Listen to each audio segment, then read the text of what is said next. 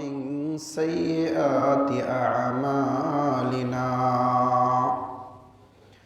من يهده الله فلا مضل له ومن يضلل فلا هادي له وأشهد أن لا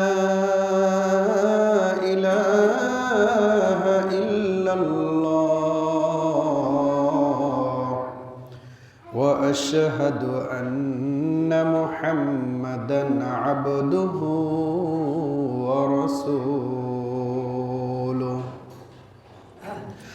أما بعد فإن خير الحديث كتاب الله وخير الهدى هدى محمد وشر الأمور محدثاتها وكل محدثة بدعة وكل بدعة ضلالة وكل ضلالة في النار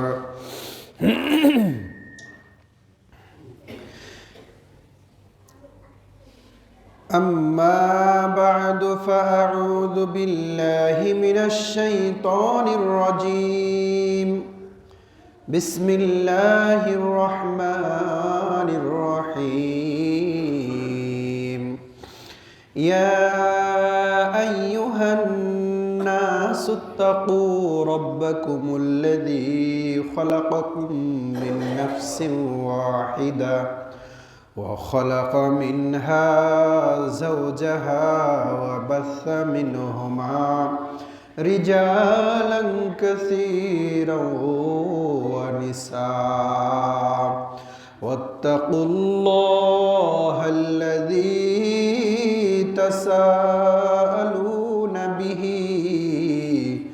والأرحام إن الله كان عليكم رقيبا يا أيها الذين آمنوا اتقوا الله وقولوا قولا سديدا يصلح لكم أعمالكم ويغفر لكم ذنوبكم ومن يطيع الله ورسوله فقد فاز فوزا عظيما يا أيها الذين آمنوا اتقوا الله حق تقاته ولا تموتن إلا وأنتم مسلمون كلا بل ران على قلوبهم ما كانوا يكسبون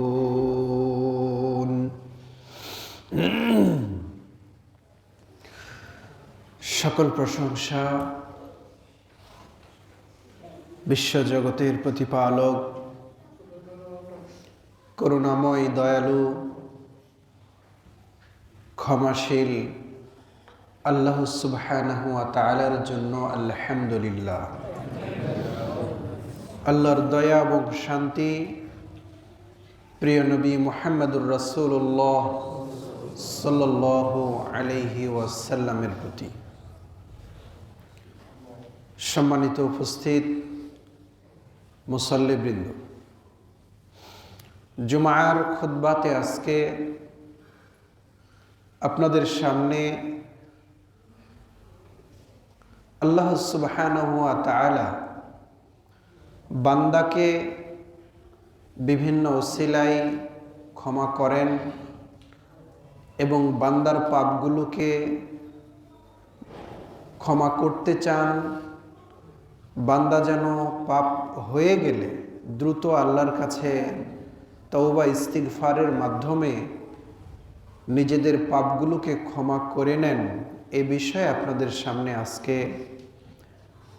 খুতবা দেব ইনশাআল্লাহ। সম্মানিত সুধী, আপনারা মুসলিম হিসাবে একথা সকলেই আমরা বিশ্বাস করি যে আল্লাহ সুবহানাহু ওয়া তাআলার আযাব রয়েছে,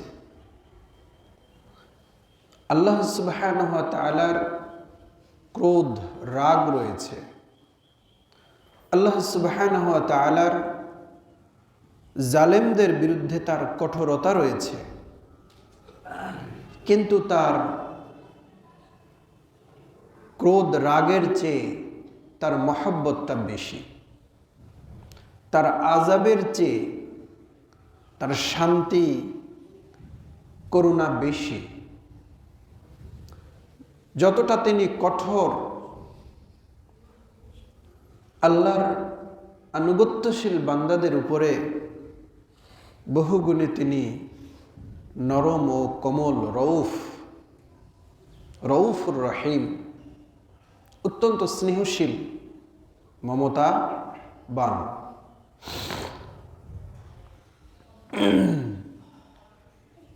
তো গত জুমায় আপনাদের সামনে একটু বলেছিলাম যে আল্লাহ সুবহানাহু ওয়া তাআলা কিন্তু আপনাকে আমাকে পাপ কাজের জন্য সৃষ্টি করেন নাই, তবে শয়তান আল্লাহকে বলেছিল যে ওয়া ইজ্জাতিকা, তোমার সম্মানের কসম করে আমি বলছি যে মানুষের দেহে যতক্ষণ পর্যন্ত রূহ থাকবে ততক্ষণ পর্যন্ত আমি তাদেরকে পথভ্রষ্ট করতেই থাকব। আল্লাহ সুবহানাহু ওয়া তাআলা পাল্টা বললেন ওয়া ইজ্জাতি ওয়া জালালি, আমার সম্মান এবং আমার মহত্বের কসম করে আমি আল্লাহ বলছি, বান্দা আমার কাছে ক্ষমা চাইবে, চাইলে আমি তাকে ক্ষমা করতেই থাকব। এজন্য রাসূলুল্লাহ সাল্লাল্লাহু আলাইহি ওয়াসাল্লাম তার হাদিসে বলেছেন, তুবা লিমান ওয়াজাদা ফি সাহিফাতিহি ইস্তিগফারান কাসীরা, সেই ব্যক্তি তো সৌভাগ্যবান, সেই তো সফল, সেই তো ধন্য। তুবা, তুবা মানে যে কোনো কিছু পেয়ে ধন্য হয়, বড় সুখী হয়, বড় সফল হয়। তো আল্লাহ রসুল বলেন, তুবা লিমান ওয়াজাদা ফি সাহিফাতিহি ইস্তিগফারান কাসীরা, যে ব্যক্তি কিয়ামতের দিন তার আমলের খাতায়, আমল নামা আমরা বলে যেটা জানি, আমল নামায় বেশি বেশি আল্লাহর কাছে ক্ষমা প্রার্থনা থাকবে, ইস্তিগফার থাকবে, যে এই লোকটা আল্লাহর কাছে বেশি বেশি ক্ষমা প্রার্থনা করেছেন। তো এই ইস্তিগফার যার আমল নামায় বেশি থাকবে, এ হচ্ছে কিয়ামতের দিন একজন সফল ব্যক্তি। আমরা নিজেরা মনে করি যে আমার পাপ কাজও নাই, ইস্তিগফার কিসের? রাসূলুল্লাহ সাল্লাল্লাহু আলাইহি ওয়াসাল্লাম তিনি তো মাসুম। আপনারা তো জানেন যে রাসূলুল্লাহ সাল্লাল্লাহু আলাইহি সাল্লামের জীবনের মানুষ হিসাবে ত্রুটি বিচ্যুতি এগুলো কোনো পাপ আল্লাহর রাখেন না, তিনি মাসুম, নিষ্পাপ। তো তিনি বলেন যে আমি 70-এর অধিক বার আমি দিনে রাতে আল্লাহর কাছে ইস্তিগফার করি। 100 বারের অধিক আমি আল্লাহর কাছে তওবা করি। তো আপনি আমি এখান থেকে একটা ইবরাত, একটা শিক্ষা অর্জন করতে পারি বা জরুরি, রাসূলুল্লাহ সাল্লাল্লাহু আলাইহি ওয়াসাল্লাম যে বেশি বেশি ইস্তিগফার করতেন, মানে আল্লাহর কাছে ক্ষমা প্রার্থনা করতেন, এইটা একটা সুন্দর একটি আমল, এটা একটি ইবাদত, এটা একটি আল্লাহর জিকির। আল্লাহ এই কাজে বড়ই সন্তুষ্ট হন, বড়ই সন্তুষ্ট হন আল্লাহ রাসূল সাল্লাল্লাহু আলাইহি ওয়াসাল্লাম। এই কারণে তিনি এতবার করে ইস্তিগফার করেছেন। আমরাও আলহামদুলিল্লাহ সালাম ফিরার পরেই তো কি আল্লাহু আকবার, আস্তাগফিরুল্লাহ, আস্তাগফিরুল্লাহ, আস্তাগফিরুল্লাহ আমরা 3 বার করে বলি, তাই না? তো এইটা এমন একটি আমল যে এইটা আমরা যে কোনো সময়ে বসে বসে থেকে আস্তাগফিরুল্লাহ, আস্তাগফিরুল্লাহ, আস্তাগফিরুল্লাহাল্লাযী লা ইলাহা ইল্লা হুয়াল হাইয়ুল কাইয়্যুম ওয়া আতুবু ইলাইহি, আমরা এগুলো আমল করব। কেন? আল্লাহ সুবহানাহু ওয়া তাআলা এই যে ফিতনার দুনিয়া, পরীক্ষার যে দুনিয়া, এই দুনিয়ার মাঝে মানুষ হিসেবে ভুল ত্রুটি এটা হবে, পাপপুণ্য নিয়েই আমাদের জীবন। তবে আল্লাহ চান যে আমার বান্দার ভুল হোক, পাপ হোক, হতে পারে, কিন্তু ও যেন ওটা নিয়ে যেন বিলম্ব না করে, ও যেন দেরি না করে, ও যেন আমার কাছে ইস্তিগফার করে, ক্ষমা চায়। বারা ইবনে আজিব রাদিয়াল্লাহু আনহু নামে একজন সাহাবী রয়েছেন।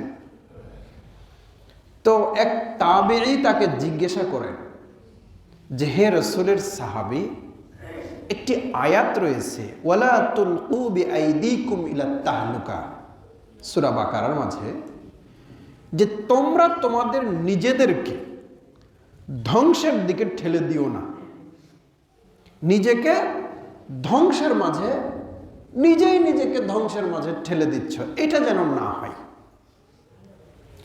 তো এই তাবেঈ জিজ্ঞাসা করেন বারা ইবনে আজিব রাদিয়াল্লাহু আনহুকে, আচ্ছা এর অর্থ কি এইটা যে মনে করেন যে আমরা একটা জিহাদের ময়দানে গেছি, তো জিহাদ করতে গেলে তো কিছু নিয়ম নীতি মেনে শত্রুর মোকাবেলা করার তো কিছু বিষয় রয়েছে। তো দেখা যাচ্ছে যে ওখানে শত্রু আছে, আমি একা, আমি তো পারবো না, কিন্তু আমি কি করলাম, শত্রুর ভিতরে একা একি আমি কি করলাম, ঢুকে পড়লাম। আচ্ছা আমি যদি একাই যদি শত্রুর ভিতরে ঢুকে পড়ি, তাহলে আমার তো নিশ্চয় মৃত্যু।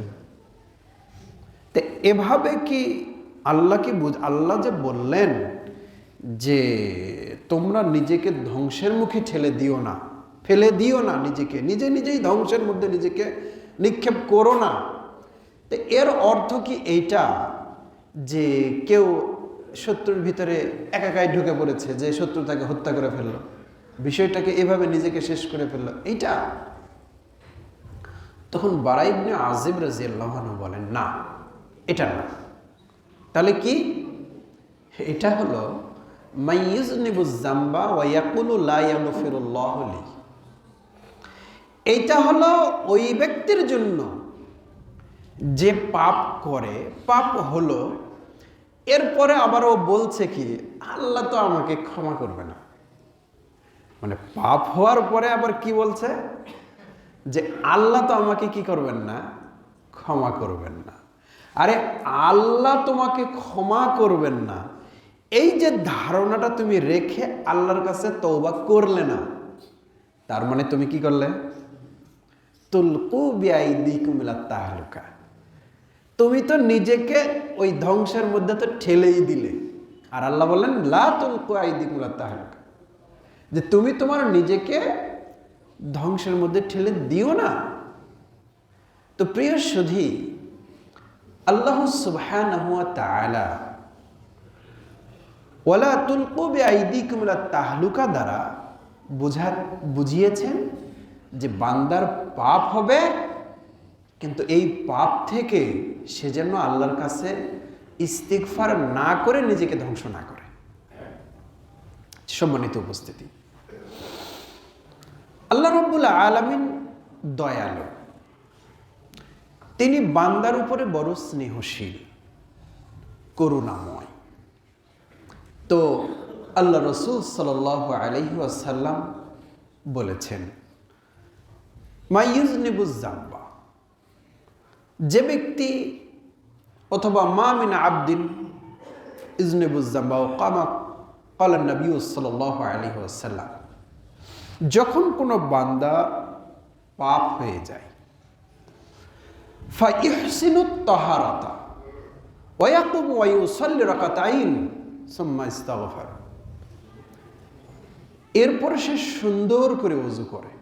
পাপ হয়ে গেছে, অন্যায় হয়েছে, মানুষ তো, শয়তান কি বলেনি যে আমি যতদিন পর্যন্ত মানুষের দেহে প্রাণ রয়েছে আমি মানুষকে পথভ্রষ্ট করতেই থাকব। তো মানুষের তো ভুল হবে, তো আপনার আমার তো ভুল হবে না, পাপ হবে।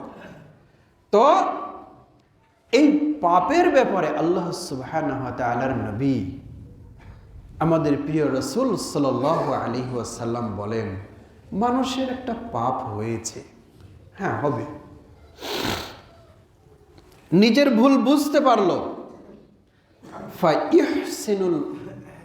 ফাইহসিনু তাহারাতাহু, এরপরে সে তার তাহারাত ওযু সুন্দর করে ওযু করলো, ওযু করে ফায়াকুম ওয়া ইউসাল্লি রাকাতাইন, দাঁড়িয়ে গেল, 2 রাকাত সালাত আদায় করলো, এরপর আল্লাহর কাছে ক্ষমা চাইলো। আল্লাহ, এই সালাতকে বলা হয় তওবার সালাত। মানুষের পাপ হয়ে গেলে ওযু করে ভুল বুঝতে পারলে অনুতপ্ত হয়ে আল্লাহর কাছে দাঁড়াবে, আল্লাহ সুবহানাহু ওয়া তাআলা তাকে ক্ষমা করে দেবেন।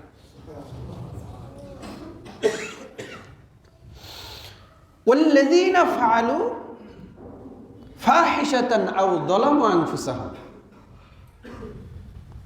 যারা কোনো ফাহেসা পাপ কাজ করে, নিজেদের উপরে জুলুম করে, এরপরে কি আল্লাহকে স্মরণ করে, এরপরে নিজেদের পাপের ক্ষমা চায়, তো ওয়া ইয়াগফিরুয যুনুবা ইল্লাল্লাহ, আল্লাহ ছাড়া পাপ ক্ষমাকারী আর কে আছে বলেন তো? পৃথিবীতে আপনার আমার পাপ ক্ষমাকারী কে আছে? আপনি এতটুকু পরিমাণ যদি আপনি নেকি করেন, তো আপনার আমল নামায় এই নেকিটা দেনেওয়ালা কে আছে? কে দিবেন? আল্লাহ সুবহানাহু ওয়া তাআলা দিবেন। আপনার আমার পাপ ক্ষমা করবেন কে? আল্লাহ সুবহানাহু ওয়া তাআলাই তো ক্ষমা করবেন। তিনি যে ক্ষমাশীল। এবং আপনাদেরকে আমরা বলেছি যে আম্মাজান আয়েশা রাদিয়াল্লাহু তাআলা আনহার ওই হাদিসটি, হে রাসূল, লাইলাতুল কদর যদি হয় তো আমি কোন দোয়াটা পড়ব বেশি বেশি, কোন দোয়াটা পড়ব? তো আল্লাহ রাসূল শিখালেন, বলো আল্লাহুম্মা ইন্নাকা আফুউন, হে আল্লাহ তুমি ক্ষমাশীল, তুহিব্বুল আফওয়া, ক্ষমা করাটা তুমি পছন্দ করো, ফাআফু আন্নি, সুতরাং তুমি আমাকে ক্ষমা করে দাও। ক্ষমা করাটা আল্লাহর বড় পছন্দের কাজ। সুতরাং আপনি আমি পাপ নিয়ে কেন থাকব? কেন থাকব পাপ নিয়ে? আপনি আমি অনেকেই পাপ নিয়ে রাত্রি যাপন করি, নিজের ভুল বুঝতে পেরেও ওই একইভাবে রাত্রি যাপন করি, পরের দিন ওইভাবেই দিন কাটে। কেমন করে কাটে বলেন তো? একবারও কি শরম লজ্জা আমাদের হওয়া উচিত নয়? আরে আমি পাপ করেছি, আমার পাপ হয়েছে, হ্যাঁ, আমি এই পাপটা নিয়ে আমি আবার এই জমিনে হেঁটে বেড়াচ্ছি, কার জমিন? এই জমিনটা কার? আমি কার জমিনের উপর আমি হেঁটে বেড়াচ্ছি? আমি কেমন করে হেঁটে বেড়াচ্ছি? কার দেওয়া রিজিক আমি খাচ্ছি? আমি যে এক গ্লাস পানি মুখে নিলাম, একবারও কি চিন্তা হয় না এই পানিটা কে দিয়েছেন? আমি সেই পানিটা খাচ্ছি, অথচ আমি পাপ করে যে আল্লাহ আমাকে পানি খাওয়াচ্ছেন, আমি তার কাছে সারেন্ডার হলাম না, আমি তার কাছে ক্ষমা চাইলাম না। ক্ষমা না চেয়ে আমি পানি পান করতেছি, ক্ষমা না চেয়ে আমি খাবার খাচ্ছি, ক্ষমা না চেয়ে আমি জমিনের উপরে হেঁটে বেড়াচ্ছি। এই জমিনের উপরে আপনার আমার হাঁটার এই শক্তিটা তো আল্লাহ রাব্বুল আলামিন দিয়েছে। কেমন করে কেমন করে মানুষ পাপ নিয়ে দিন কাটায়, রাত কাটায়, নিজেকে একবার আফসোস হয় না, নিজে দুঃখিত হয় না, নিজের উপরে আফসোস হয় না, আহ আমি পাপ নিয়ে আছি, এত বড় বোঝা পাপ। আরে আপনার কত বড় পাপ, সেটা কি আল্লাহ ক্ষমা করতে পারবেন না? এটা কি আল্লাহর জন্য অসম্ভব? নাকি আপনি আমি আল্লাহর কাছে দাঁড়াতে পারছি না? আল্লাহ রাসূল সাল্লাল্লাহু আলাইহি ওয়াসাল্লাম বলেন, মান ক্বালা আস্তাগফিরুল্লাহাল্লাযী লা ইলাহা ইল্লা হুয়াল হাইয়ুল কাইয়্যুম ওয়া আতুবু ইলাইহি। আমরা আগে তওবার জন্য আমরা একটা দোয়া পড়তাম, আস্তাগফিরুল্লাহ রাব্বি মিন কুল্লি যামবি ওয়া আতুবু ইলাইহি। তবে আমরা আপনাদেরকে হাদিসের সহিহ জয়ীফের দিক থেকে তো ব্যাপার আছেই, আমরা আপনাদেরকে তওবার জন্য একটা দোয়া বিশেষভাবে বলি, আস্তাগফিরুল্লাহাল্লাযী লা ইলাহা ইল্লা হুয়াল হাইয়ুল কাইয়্যুম ওয়া আতুবু ইলাইহি। এই দোয়াটা যে কোনো ভাবে, যে কোনো মূল্যে মুখস্থ করতে হবে। প্রত্যেক মুসলিমকে যে কোনো ভাবে, যে কোনো মূল্যে তওবার এই দোয়াটা মুখস্থ করতে হবে, আস্তাগফিরুল্লাহাল্লাযী লা ইলাহা ইল্লা হুয়াল হাইয়ুল কাইয়্যুম ওয়া আতুবু ইলাইহি। কেন মুখস্থ করতে হবে? আল্লাহ রাসূল একদিন বললেন, ইজতানিবু সাবআল মুবিকাত। মানুষকে ধ্বংস করে বহু নেকি রয়েছে, কিন্তু মুহূর্তের মধ্যে ওই নেকিগুলো ধ্বংস করে জাহান্নামে যেতে পারে, মানুষের আমলকে ধ্বংস করে দেয়। এরকম পাপ রয়েছে, ইজতানিবু সাবআল মুবিকাত, 7টি এরকম ধ্বংসকারী পাপ থেকে তোমরা বেঁচে থাকো। 7টি ধ্বংসকারী পাপ থেকে বেঁচে থাকো। ধ্বংস মানে, ধ্বংস কি জিনিস? আপনার নাই, আপনি বিল্ডিং একটা তৈরি করেননি, তো ভূমিকম্প হয়েছে, তো আপনার কি জমিন যেরকম ওইরকমই আছে, কিন্তু আপনার 10 তলা বিল্ডিং তৈরি আছে, সেই জিনিসটা ভেঙে গেছে, তছনছ হয়ে গেছে, এটার নাম হলো ধ্বংস। তো বহু নেকি হয়েছে, সালাতের নেকি, সিয়ামের নেকি, হজের নেকি, দানের নেকি, জিকিরের নেকি, কোরআন তিলাওয়াতের নেকি, অনেক নেকি রয়েছে, কিন্তু এমন কিছু পাপ রয়েছে, ওই পাপগুলো নেকিকে কি করে দিতে পারে? ধ্বংস করে দিতে পারে। প্রথম, আশশিরকু বিল্লাহ, আল্লাহর সাথে যদি কেউ শিরিক করে, তাহলে শিরক এমন একটি পাপ যে আজীবনের যে অর্জিত নেকি, এই নেকিগুলো কি হয়ে যাবে? ধ্বংস হয়ে যাবে। মানুষকে অন্যায়ভাবে কেউ যদি হত্যা করে, 7টা পাপ থেকে বেঁচে থাকো, এগুলা মানুষকে ধ্বংস করে। কি ধরনের?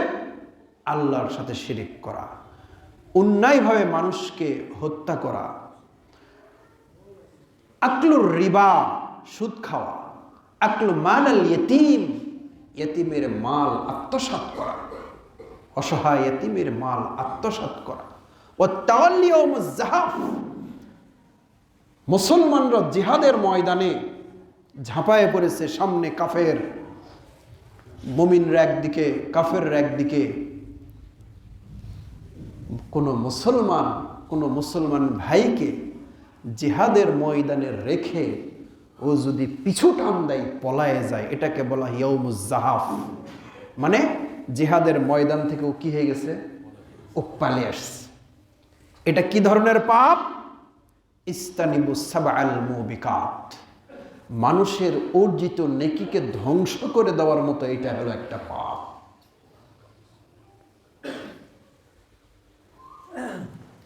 উকুকুল ওয়ালিদাইন, পিতামাতার অবাধ্য হওয়াটা কিরকম পাপ? মানুষের নেকি ধ্বংসকারী পাপ। ওয়া কাসফুল মুহসানাতিল গাফিলা, ওয়া কাসফুল মুমিনাতিল গাফিলা, আল মুহসিনাতিল গাফিলা। একটা মেয়ে মানুষ, সে সহজ সরল, সে কোনো পাপ কাজ করেনি, কিন্তু তাকে সরলতার সুযোগে একজন আবেদা সালেহা মেয়ে মানুষের একটা কুৎসা, তার চরিত্রের একটা খারাপ কথা, মিথ্যা একটা অপবাদ রটিয়ে দেওয়া, এটা কেমন পাপ? এটা হলো মানুষের নেকি ধ্বংসকারী পাপ। এটা বুঝতে হবে। এই যে মানে আমরা এই যে সামনে তো আবার এই যে ইলেকশন আছে, তো একটু সাবধানে চলতে হবে। আমরা তো মাইক পালেই বুঝলেন যে কারো বিরুদ্ধে দোষ বলতে বলতে মানে যেটা হ্যাঁ সেটাও, যেটা না সেটাও, মানে ওকে পচাতে হবে রে, সমাজের কাছে ওকে কি করতে হবে? পচাতে হবে। আল্লাহকে ভয় করতে হবে, কারো ব্যাপারে মিথ্যা বলা যায় না। আমার প্রিয় মুসল্লি, তো মানুষের আমি বলছিলাম আল ইস্তিগফার, আল্লাহর কাছে ক্ষমা চাইলে আল্লাহ বান্দাকে ক্ষমা করে দিতে পছন্দ করেন। আল্লাহ বান্দাকে ক্ষমা করে দিবেন, এটা আল্লাহর কাছে বড় প্রিয় কাজ। আল্লাহ বড় চান যে আমার বান্দারা আমার কাছে পাপ করার পরে আত্মসমর্পণ করবে, ক্ষমা চাইবে, আর আমি তাদের খারাপ এই পাপগুলোকে শুধু ক্ষমাই করে দেব তা নয়, এদের পাপের জায়গাগুলোকে ক্ষমা করে দিয়ে আবার পণ্য দিয়ে নেকি দিয়ে ভরে দেব। এই জন্য আল্লাহ কত মহান, আল্লাহ কত দয়ালু। বান্দা যেন পাপ নিয়ে যেন আর বসে না থাকে, পাপ নিয়ে যেন রাত্রি না কাটায়, পাপ নিয়ে যেন এক গ্লাস পানি না পান করে, পাপ নিয়ে যেন জমিনে না হাঁটে। এই জন্য আল্লাহ রসুল উৎসাহ দিয়ে বলেন যে জানো জানো জানো, তোমরা তোমাদের নেকি ধ্বংস হয়ে যেতে পারে যে 7টি পাপ রয়েছে, এই 7টি পাপের ভিতরে একটা হলো মুসলমানরা জিহাদের ময়দানে আছে, আর তুমি মুনাফিক, তুমি জিহাদের ময়দান থেকে পিছনে সটকে এসেছ, এইটা হলো তোমাকে ধ্বংসকারী পাপ। আল্লাহ রসুল বলেন এত বড় কাবিরা গুনাহ, এত ধ্বংসকারী গুনাহ তোমার হয়েছে আমার বান্দা, তারপরেও আমি তোমাকে একটা সুসংবাদ দেই। আল্লাহ রসুল বলেন যে আল্লাহ সুসংবাদ দিয়েছেন। কি সুসংবাদ দিয়েছে?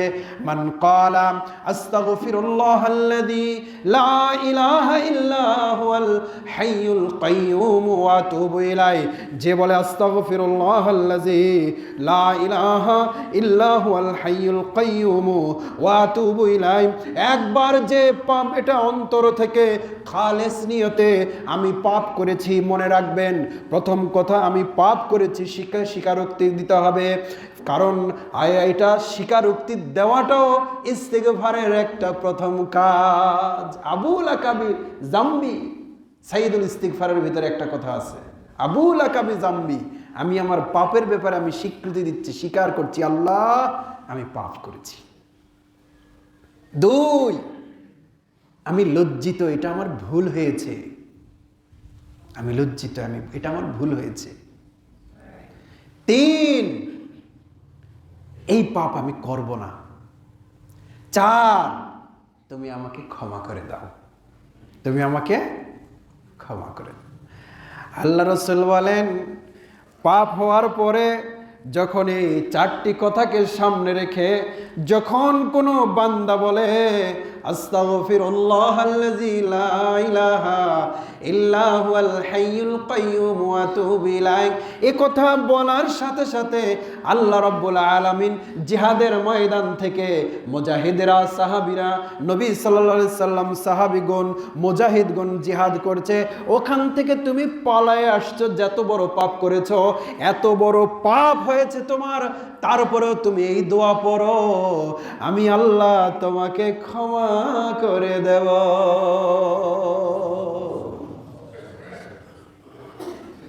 এটা জানার পরে কত বড় আপনার পাপ হয়েছে, বলেন আপনার পাপ কত বড়, সেটাকে আল্লাহ ক্ষমা করতে জানেন না?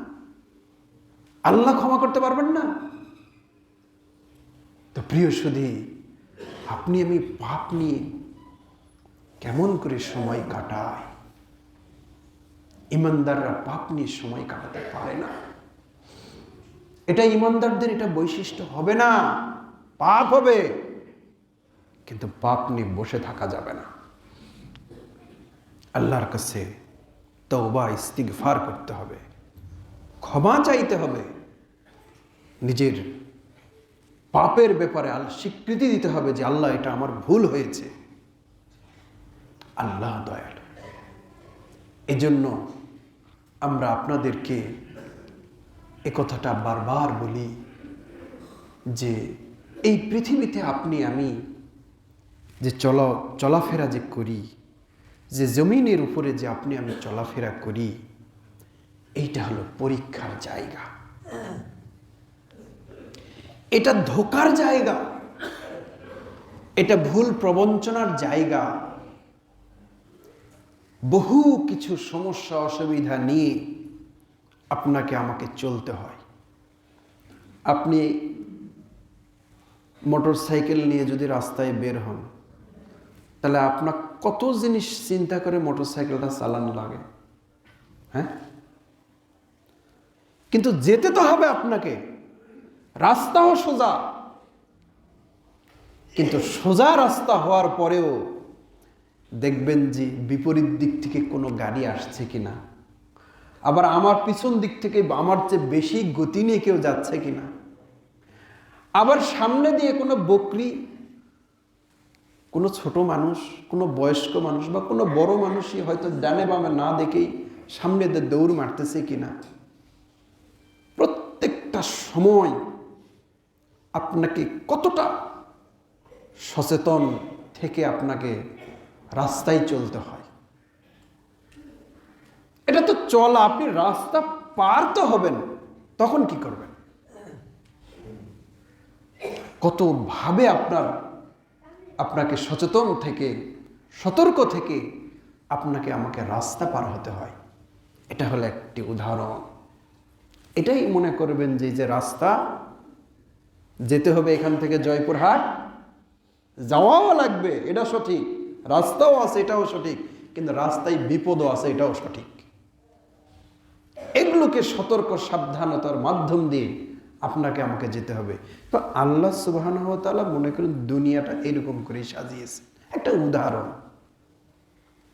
এখানে কোরআন আছে, হাদিস আছে, নবী ছিলেন, এখন উলামা আছেন, হেদায়েতের পথ দেখানোর লোক আছে, হেদায়েতের মাধ্যম আছে, সব কিছু আছে, তারপরেও বিপদ আপদ পাপ তো আছে। এখান থেকে আপনাকে আমাকে সতর্ক হয়ে যেমন চলতে হবে, এরপরেও সব সময় কি সতর্ক থাকলেই হয়? আপনি অ্যাক্সিডেন্ট করেননি, কিন্তু একজন এসে যে আপনাকে লাগিয়ে দিবে না, এর কি গ্যারান্টি আছে?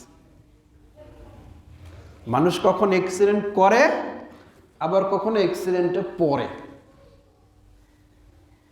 তো মানুষ হিসাবে আমাদের তো অ্যাক্সিডেন্ট হবে। এখান থেকে তো আপনি আমি কেউ মুক্ত না। অতএব আপনার আমার জীবনটা যেন, আমি বোঝাচ্ছি পাপের কথা, পাপ হবে, ছোট বড় পাপ হবে, কিন্তু আল্লাহর এই জমিনে আপনি আমি পাপ নিয়ে যেন সময় না কাটায়। আজকের আমার খুতবার মূল বিষয় হলো এইটাই, আপনি আমি পাপ নিয়ে যেন রাত না কাটাই। পাপ হোক, আল্লাহ না, মানে পাপ হতে পারে, মানুষ তো, আপনি পাপ করেন এই কথা আমি বলবো না, কেউ বলতে পারবে না পাপ করবেন না, কিন্তু হয়ে যাবে।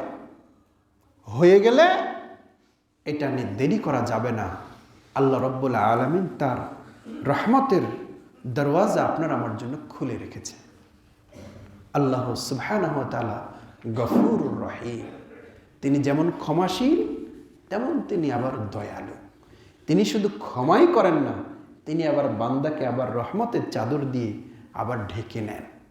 অতএব আমরা সেই মানুষ, আল্লাহ আমাদের রব, আমাদের দৈনন্দিন জীবনের ত্রুটি বিচ্ছুতিগুলোকে আমরা আল্লাহর কাছে উপস্থাপন করে ক্ষমা চেয়ে আমরা যেন এই দুনিয়া থেকে আল্লাহর একজন ওই বান্দা, আমরা ওযু শেষে কি বলি? আল্লাহুম্মা জাআলনি মিনাত তাওয়াবিন ওয়া জাআলনি মিনাল মুতাতাহহিরিন। আল্লাহুম্মা জাআলনি মিনাত তাওয়াবিন, আল্লাহ তুমি আমাদেরকে তওবাকারী বান্দাদের ভিতরে কি করে নাও? শামিল করে নাও। তো আমরা সকলেই আল্লাহর কাছে দোয়া করি, আল্লাহ তুমি আমাদেরকে তোমার তওবাকারী বান্দাদের ভিতরে শামিল করে নাও। আমরা যেন তোমার কাছে বেশি বেশি ইস্তিগফার করতে পারি, পাপ নিয়ে যেন আমরা সময় না কাটাই। আমাদের ভিতরে পাপের ব্যাপারে ভয় দান করো, আর নেকি অর্জনের ব্যাপারে আমাদেরকে তুমি উৎসাহ দান করো। তুমি আমার প্রতিপালক, আমি তোমার বান্দা, লা ইলাহা ইল্লা আনতা, তুমি ছাড়া আমার কোনো প্রতিপালক নেই, তুমি আমাকে ক্ষমা করে দাও। আল্লাহুম্মা আমিন।